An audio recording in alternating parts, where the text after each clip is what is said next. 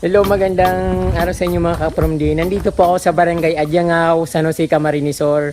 So, hindi ko alam na ito ay sakop ng San Jose. Ang alam ko dito is presentasyon kasi napakalayo na ng San Jose. Almost kapitbayan lang ng Lagunoy. So, papuntang Guwa. Napakakalayo na nito ka-From-D. So, nagulat ako nung tinanong ko si Manay kung anong lugar ito. Sabi niya San Jose, Adyangao, San Jose, Camarines Sur. So, ayun. Pero, ganun pa man ka-From-D, gusto ko yung dito, scenic. Matagal ko na itong gustong puntahan, kaya lang napakalayo. Almost 45 minutes yata yung binahe ko papunta dito, or mahigit pa, mga 1 hour.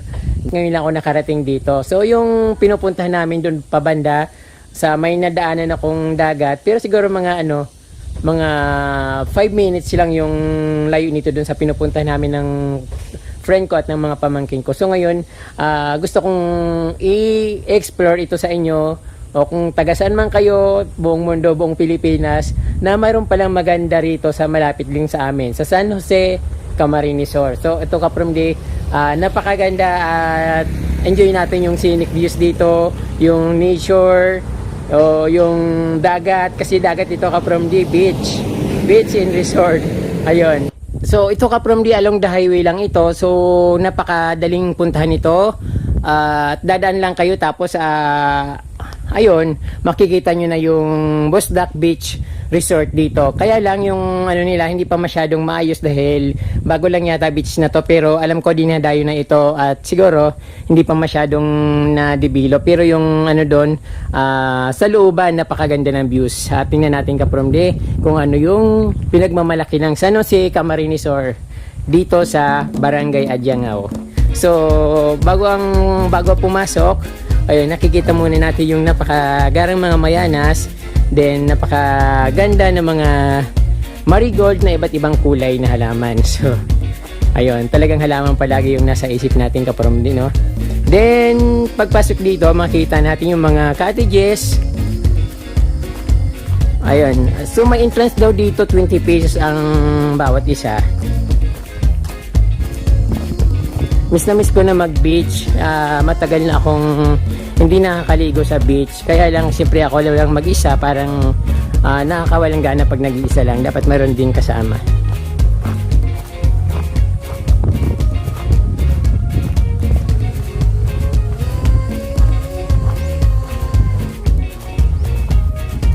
Sir, matagal na po bang nag-open itong yung Bosdak Beach? 1 year na. So, anong lugar po ito, sir? Adyangao, San Jose po. Adyangao, San Jose, Camarines. Sir, may bayad po ba yung mga cottages, yung entrance? Yung entrance po, 20 pesos. 20 pesos bawat isa. Bata, matanda. Yung 10 pababa po, libre na. Libre. Yung 11 pataas may bayad. So, yung senior citizen po, 10 pesos. 10 pesos din. So, may mga cottages po ba kayong pinapapahan dito? Meron po, 500 po. 500. Overnight po ba yun, or Day swimming lang po. day swimming lang? So, walang pwedeng mag-overnight, hindi pwedeng matulog? Ang overnight po, ito lang pong dalawang cottage. Ito? Oo, tapos ito. Sa front lang? Ito po, bale po madadoble kasi yung 20 pesos na entrance, pag overnight ka po, 40 pesos. Oo. Tapos yung 500 na cottage, magiging 1K. So, pag overnight, bali pang dalawang araw kumbaga. Okay. Ang bukas dito, bossing, is 24 hours. Hindi po. Anong Nagsisimula kami 7 a.m. tapos ang close namin 5 p.m. 5 p.m. So, sir, ano pang pakilala? Pakilala po muna kayo, sir. My name is Jeric Permosilya po. Jeric Permosilya po. Permosilya. Okay. So, dito pa lang ka-From-D, makikita nyo na yung napakagandang parang limestone. Parang old na building na ay nabando na.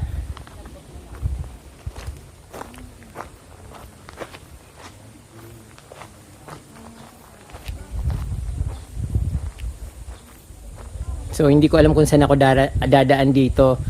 Dito may daanan, dito may daanan din. So I think ito papunta ng CR. Ayun, CR nga. Then itong isang kubo, sarap sana maligo. CR pa rin talaga.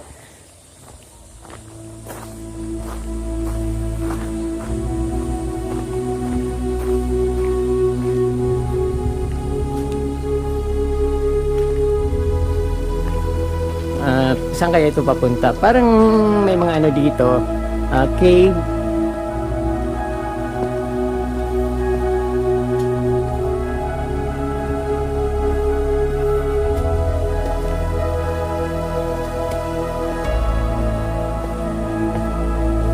Ganito lang pala.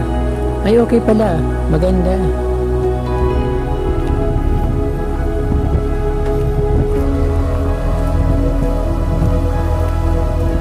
Sarap naman. Walang katao-tao yung beach. Wala yung laman yung mga cottages. Yung mga stones dito Kapromdi ay ayan, makikita nyo dito. So hindi siya mabuhangin yung mga instead na buhangin yung mga stones na ayan nakikita nyo. Maganda rin kasi kapag basa ka, hindi didikit yung mga buhangin. Parang wala lang, parang nag-alno ka lang nasa loob ka ng CR kasi maganda yung niya, yung aapakan mo.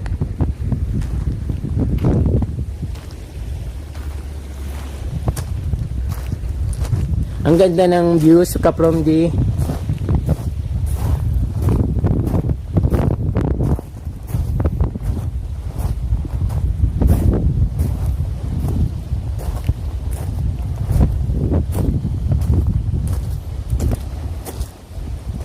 Ang saya nila naliligo.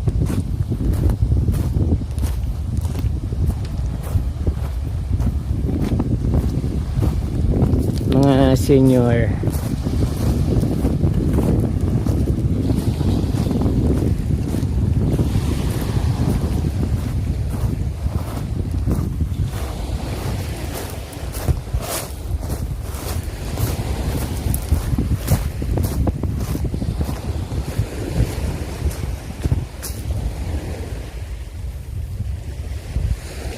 So ang gaganda ng mga rock formation dito.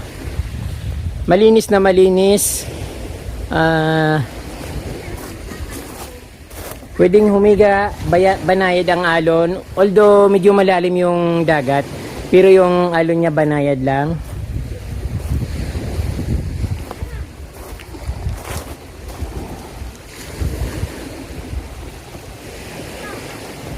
Ang ganda ng bato.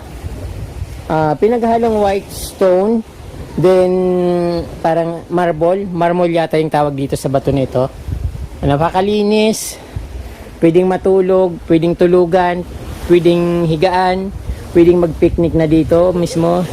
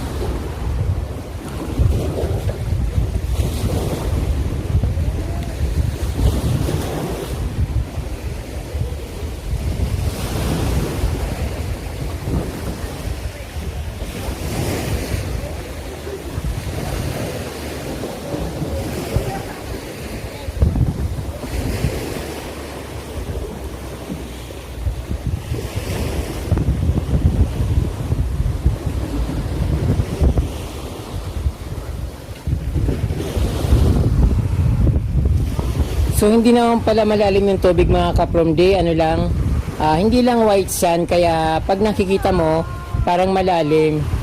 Pero mababaw lang siya at ayun, malapit lang dito sa sa Pampa.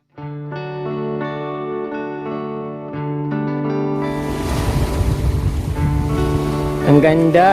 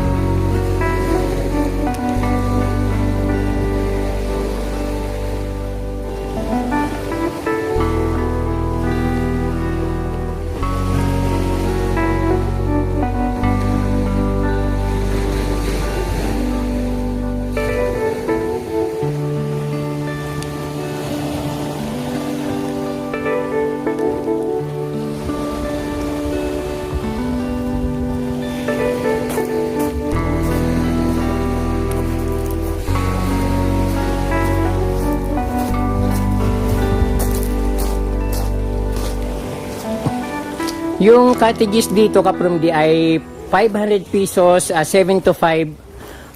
Pag in-accommodate mo sila, 7 to 5 daily lang. So ang bayad is 500 pesos. Yung nasa front naman, pwede raw mag-overnight, ang babayaran doble. So 500 maghapon, din another 500 magdamag. So bali 1,000. So yung mga cottages Kaprumdi ganito lang. So walang tutulugan, but pwede mag-overnight. Parang palipas sila ng oras.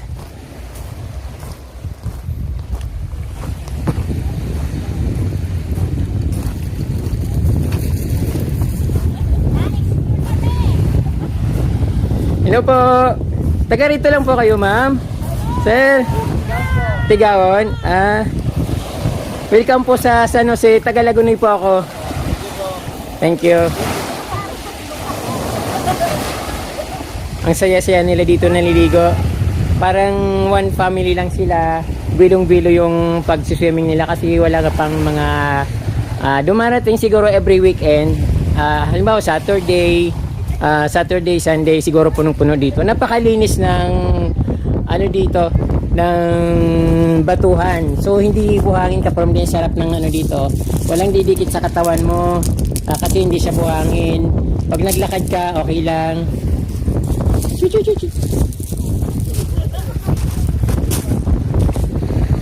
Ayun.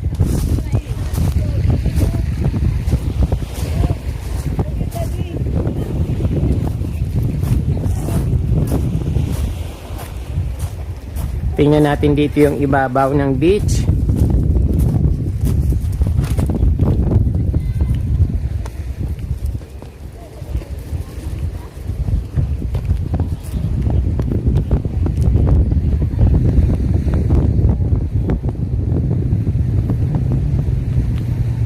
Wow, ang ganda.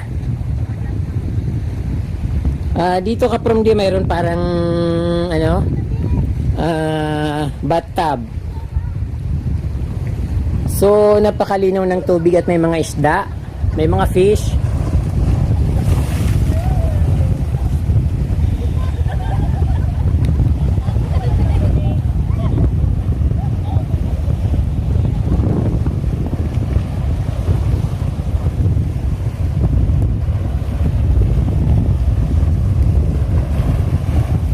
Parang ayaw ko nang umalis dito.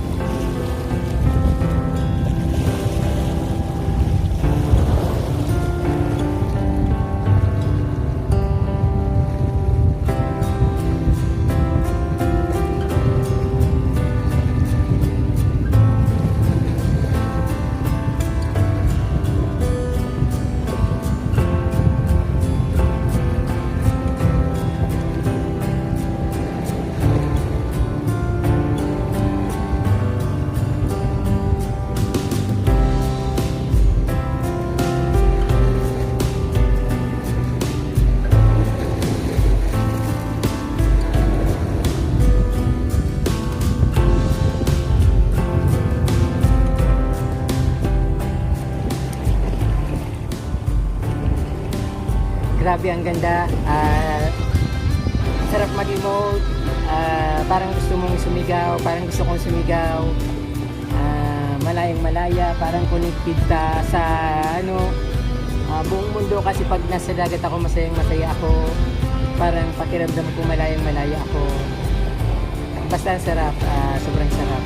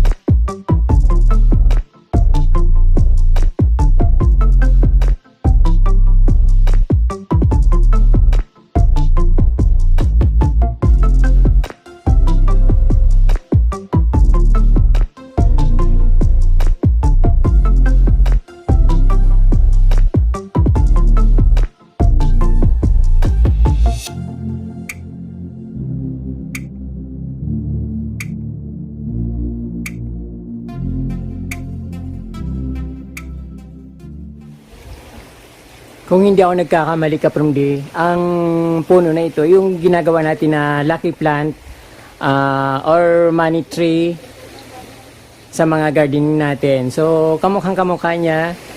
At ayun, parang magandang pagkano niya, parang bonsai. So, ito na nga mismo siguro yon.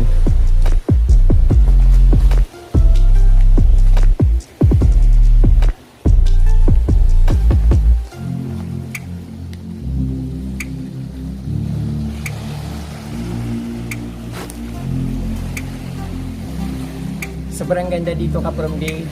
Kung nandito kayo sa Camarines Sur or kung wala kayong mapuntahan, kung nasa Manila kayo, nagta-travel kayo, wala kayong naisip na puntahan dito sa Busdak Beach,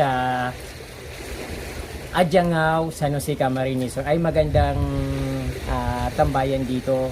Kaya lang wala silang overnight accommodation, yung bang matutulog kayo. So yung nandito lang is mga cottages na pang yung tambay-tambayan lang. So ganun, yung parang hanapin natin na medyo class na yung air conditioned room, wala dito. Only cottages na pwede mong i-rent maghapon.